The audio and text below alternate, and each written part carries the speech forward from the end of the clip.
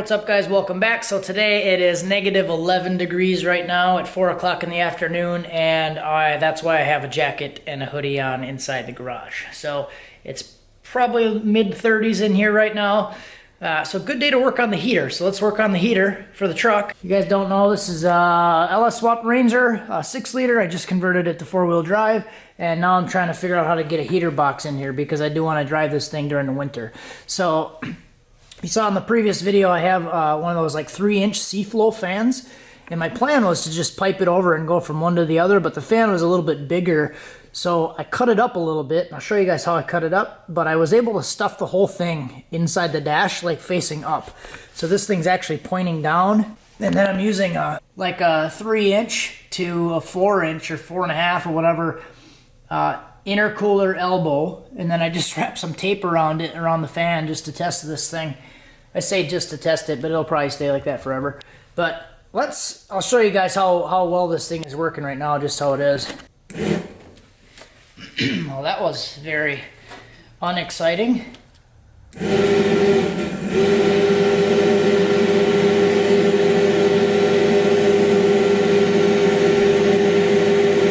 got a pretty good flow. And like I said, my original plan was to just use this intercooler piping and then make a little thing, but I think what we'll do instead, I was not anticipating to be able to fit the fan completely inside the dash like that, so I think what I want to do is turn it into a TIG project. So I have a couple sheets of aluminum, so I want to do like one plate on the back, and that fan will come through the rear plate and then over to the other thing. So probably do one plate and then space it out like 1 inch, build a little channel that the air can flow through, and suck it right over. So I'm just gonna go for it and see how it goes. So it was kind of one of those ideas, like I wanted to try to do it with the TIG, and then I was like, nah, talking myself out of it, but I really need to practice, so this will be a good chance. It's not really anything that's gonna need to work, it's just gonna need to stick together, one of those deals. So it'll give me some more practice. I did just fill my argon bottle. You guys saw that I just got this welding table, and I just picked up one of these guys. I posted it on the H21 Bravo Facebook page. So some of you guys saw this already, and I did use it to cut that fan. But this is a little swag table, it's called. It just has a detachable bandsaw on it. So this thing is really cool. Nice benchtop unit, and I should be able to cut some pieces very nicely. So we're gonna try this thing, just see how it goes. I know it's gonna cut very well, but kind of got all the stuff that I need, and gonna force myself to do the project. All right, guys, I want to take you through a cut on this table. This thing is pretty cool. I did cut a couple of pieces. It's only like 4 inches deep, so you got to get a little creative with some of the cuts. But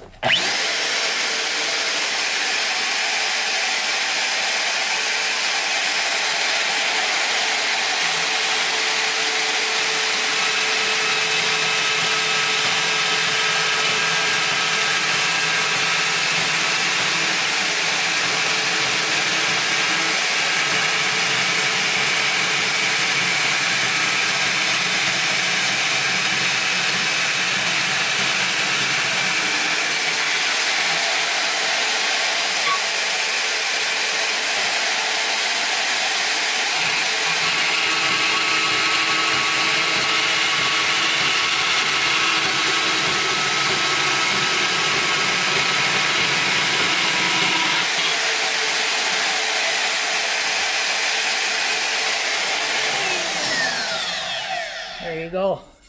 Well, this thing's like butter. And this is 3/16 aluminum plate. I had such a hard time when I was cutting the pieces, when I was building the oil pan. This thing is going to be awesome. And it gives me a nice, easy way to cut little pieces with nice edges. And I wanted to do, cut a bunch of practice pieces, and I was just dreading doing it with like a cutoff wheel or the jigsaw like I did it before with the oil pan. So this is going to be awesome. That's like the main reason that I got this thing, was so I could cut little pieces of aluminum. So I'm really happy with this. This is exciting. Okay, so I got this piece of aluminum cut. I just measured roughly 10 by 16. So now I'm going to cut a piece of paper out the same size as this, so I can actually apply it, put it on the firewall, and then kind of trace out where I need to cut the holes. And I do want to make a hole for the wire harness. So the one hole is down a little bit farther than here, and then I do have my wire harness coming in this section here. I did buy like a 2-inch rubber grommet, so I'll probably have to like pull my whole harness out, or I might just trim the grommet and put it around. But this is where we're going to start. I'm going to cut this out, and then we'll start to mock it up and get the shape that we need. All right, so I got this little paper template made now.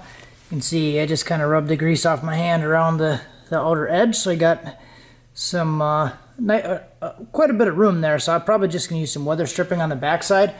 We got 1 bolt sticking out here, and then there's 2 bolts on that side. So the bottom one, I just notched it so I can slide it in this way, because I can't get the nut all the way off because the head is in the way. It won't come off there. So I'm just going to notch it, slide it in there. And this top one here, I'll be able to bolt that one down. And then I did just make a little note that I want to add a 1/4 inch there because it came down a little bit too far. But now I can basically, I'm going to pull this template out, trace it onto the aluminum, and we'll cut it and test fit it. After that's done, then I'll go through and cut the holes that I want. Alright, so here is the honest to bejeebus first test fit here. So this is what it looks like. It worked really good just with the notch on the bottom and then the hole on the top. I was able to pivot it enough to get it all on there and cut this all out with the bandsaw in probably about 5 minutes. So just use the big step drill bit around the bends there so I could pivot the blade and cut it out really nice. I love that thing. So it's actually makes me excited to do metalwork again because I'm not dreading cutting all the pieces. So I'm gonna take this off. I'm gonna put the paper template back on and then trace out the holes where I'm going to need the coupler. So I might even be able to just trace it right onto here how it is now. So I'm pretty much gonna cut out almost this whole section, and then I'm gonna have like a 3-inch, it's probably gonna be like a 3.5 inch outer diameter hole here for that coupler to come through, and then I'm just gonna make like a little channel over the top that connects the two. So let's do it. Here's the Goblin. Just got it wrapped up with some like HVAC metal tape, and I really like using this tape. So this should keep the thing sealed up, and I'm just gonna slam it in there. It's really hard to get in, so I'll take you along for the ride. There we go. Oh, I think it was a little bit tighter because I have these bolts out. You know, when I pulled back on this plate, that went up. So now it's up in there. I don't think I destroyed the tape on the back too bad. But yeah, that goes all the way up, basically almost hits the cowl there. Holy man. It's in there, it's buried. Alright, so I got the hole cut, and I did trim out some of that coupler just so the airflow goes the right way. And I'm going to cut that square out, and then I'll start to slice up some pieces for the little transfer box. So what I did was I'm going to do like a 2 by 3.5 on the inside of the rectangle going over, because the inside diameter of that 3-inch pipe is about 7 square inches. So I'm going to do 2 by 3.5, maybe a little bit bigger, just so it's not restricting. So it has the same amount of surface area going all the way across to a larger opening. So that should work out. All right, so here's what I got so far. Basically just the piece of metal. I cut out some 2-inch pieces. It's like 2 by 12 by 4-ish. So it's a nice big box. Should transfer over pretty nicely. I did just kind of tape this thing together on the inside. The only thing that sucks about aluminum is it's really difficult to stand up and kind of mock up. But come in on the left side, go in on the right side. This is like 3.5 by 4, so it's quite a bit bigger than the opening over here. And the entire inside opening is bigger than the coupler. So this thing should work pretty decent. So I'm going to come out tomorrow and start a new day when I'm a little bit more clean. Then I can clean the metal really good, and we'll just wing it. All right, guys, so got the welding table and everything set up. I'm gonna start welding. Got all the supplies. I have a stainless brush, some acetone, some towels, and I'm gonna try to do this. I did do a couple practice rounds here. That corner is the first one I tried to do, and I had the welder on the wrong setting. I didn't have it set up right for the foot pedal, so it was just like full amperage all the time. But did end up getting it to this point, so that looks okay. Took me a little bit. I'm not really that good at this, so that's why we're doing this. Try to get some experience on a piece that really doesn't matter. Alright guys, so the first thing I'm going to do, besides get these scrap pieces out of my way, I'm just going to clean everything. So this is the little box that I'm going to use. So I'm going to use my stainless brush and go around and scratch up all the edges. This is one thing, if you guys aren't familiar with TIG welding, everything has to be really clean. And it takes a really long time. It's not like a MIG welder. You just grab it in any situation and squeeze the trigger and it sticks the metal together. Everything has to be really clean or it just like sends black boogers everywhere and doesn't really work. So, and as I'm going through this, because I'm not very experienced with this, so any of you guys that are experienced, please feel free to leave a comment and add some little tricks and tips. So they're good for me and they're good for other people watching. And I wouldn't normally advocate for that because people are extremely weird about welding for some reason. But since I started doing this project, when I did the oil pan in the car and I started doing the TIG welding, I've gotten really good response and really good feedback from people. It's like a completely different world in a way. Met a few cool people through Facebook that are like really willing to help, and even on YouTube in the comments and stuff, which is like totally different world. And it's really cool. It's like a helpful community instead of the assholes that don't want to see you welding for whatever reason. So that was pretty cool. Different response than I was expecting. But basically I'm going through and just kind of scratching the aluminum oxide layer off, and then I'll go through with the acetone and then clean it up. So that's what I'm going to do. I'm going to do that to all the pieces and then we'll start to stick it together.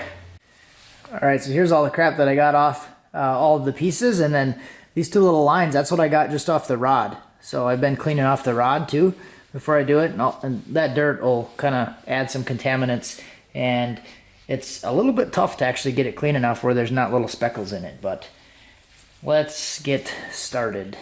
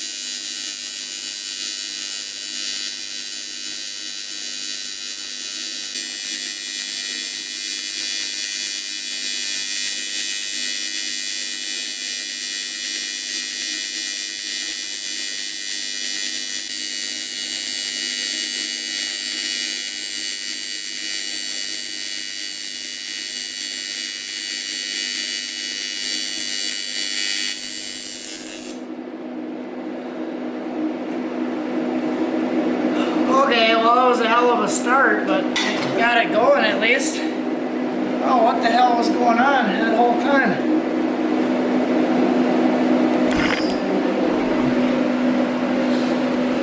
Yeah, it was like really hard starting. This part looks okay. Once it gets going, it's not so bad, but I was just having a hard time getting started. I don't know if it's because I was starting in this like really shitty corner and trying to go out of that, but I don't know. We'll keep plugging away. So I've been forcing myself to feed the rod too, so that's adding a little extra complexity to the issue here, because I'm not very good at feeding the rod yet.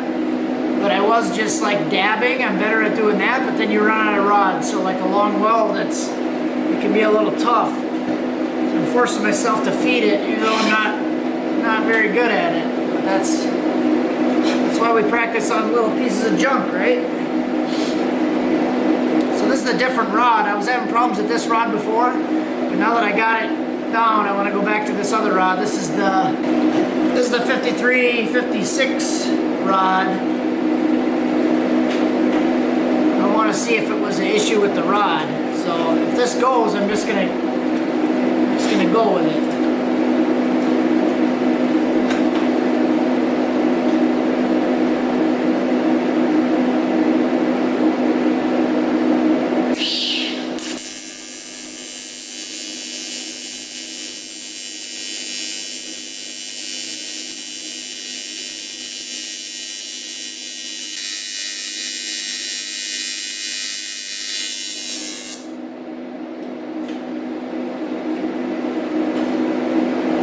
Try this other rod.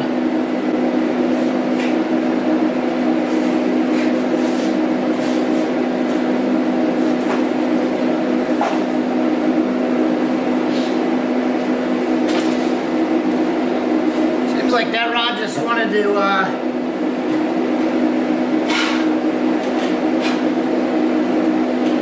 seems really dirty, so I don't know if it's like not the right metal or whatever.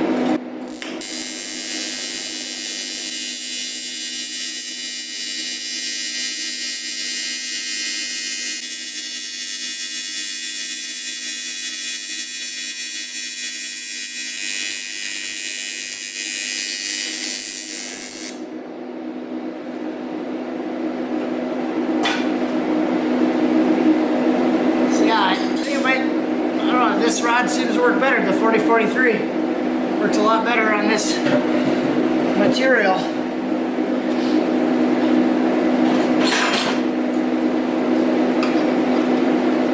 So that might have been part of my issue that I was having for a while.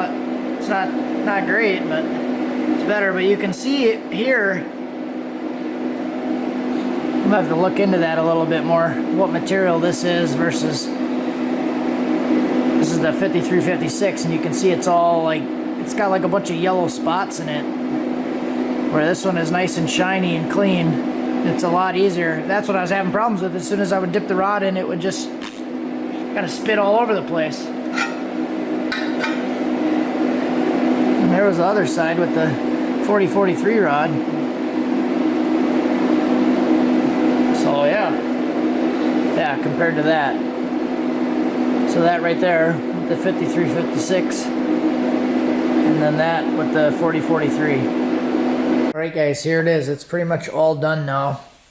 The outside corner joints look pretty decent, but the inside corner, I struggle with those. So I'll have to figure out how to make that better. This is very uneven cut, and this is 1/8 inch, and this is 3/16. So I was kind of blasting through the top, so I was having to make the beads like really thick, but I don't know. Practice is practice, right? So we're getting there. I'm gonna let it cool down because it's still pretty hot. And yeah, I did pick up a little like 2-inch rubber grommet. That thing came in today, so I'm gonna go get that and probably put it on the harness. Alrighty guys, so here's the first test fit. I don't have any of the weather sealing or weather stripping on the back, so I think it might leak a little bit around. So I am gonna get some weather stripping, put it on the back side. But I think it looks pretty cool inside there. And I even did do that grommet down on the bottom side. So I might trim that grommet out a little bit more, or trim the plate so that grommet sits in there a little bit more, but that's just temporarily in there. So this thing is in now. I'll make sure the wires are hooked up, and then I'm gonna go test it. And we'll see what it does inside the truck. And it floats.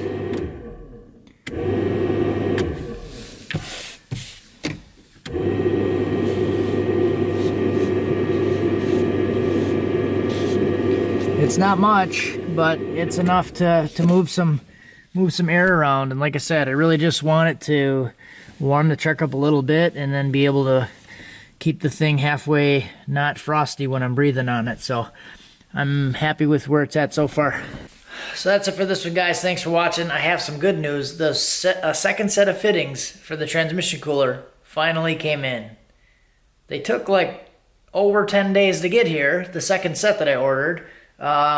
but they're here now. So I'm gonna put those on tomorrow. I'll probably do that after work tomorrow and do the heater hose lines for that thing. And then we should be good to go. Yeah, that's it. Hopefully you guys enjoyed the video. Let me know what you think. Thanks for watching. Have a good one.